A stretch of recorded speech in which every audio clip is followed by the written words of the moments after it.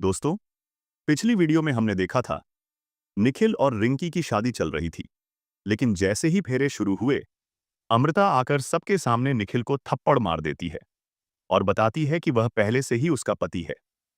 सब लोग दंग रह जाते हैं। रमन सच बाहर लाता है, रिंकी बिखर जाती है और पूरा घर ईशिता को ही दोष देने लगता है। यहीं से आज का एपिसोड एक नए मोड़ पर पहुंचता है। ईशिता चुपचाप खड़ी सब देख रही होती है। उसके चेहरे पर न दबाव होता है, न मजबूरी, बस एक सच्चाई। वह मिहिर की तरफ देखकर धीरे से पूछती है, क्या तुम रिंकी से शादी करोगे?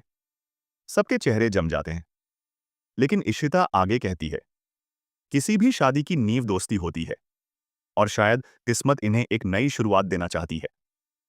इसी बीच हमेशा की तरह शगुन टोक देती है। वह रिंकी को नीचा दिखाने की कोशिश करती है। रमन गुस्से में उसे उसकी हद में रहने को कह देता है।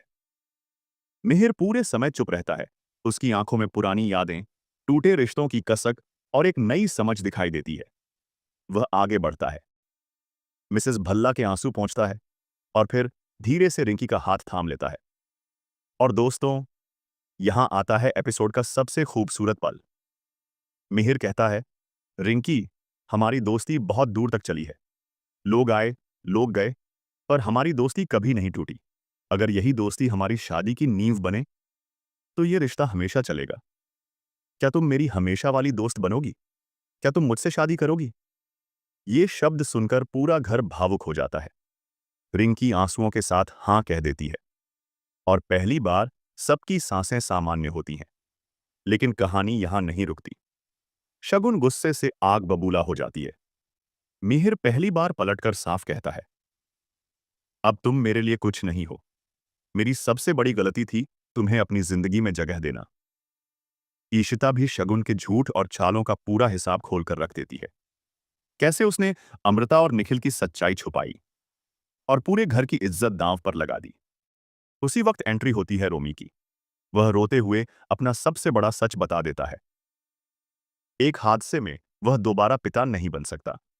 उसी शर्म और डर की वजह से वह गलत राह पर चला गया और शगुन ने उसकी मजबूरी का फायदा उठाया। पूरा परिवार हैरान रह जाता है। रमन रोमी को गले लगाता है और लंबे समय बाद दोनों भाइयों में वही पुराना प्यार दिख जाता है। अब घर में शगुन के लिए कोई जगह नहीं बचती। रमन गुस्से में उसे बाहर निकाल देता है।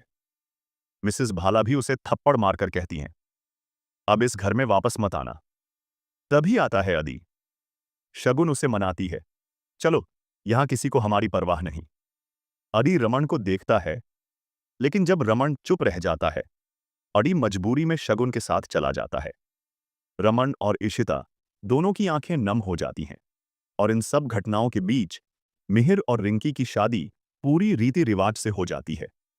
वे सबका आशीर्वाद लेते हैं और टूटा हुआ घर एक छोटी सी मुस्कान के साथ फिर से जुड़ने लगता है।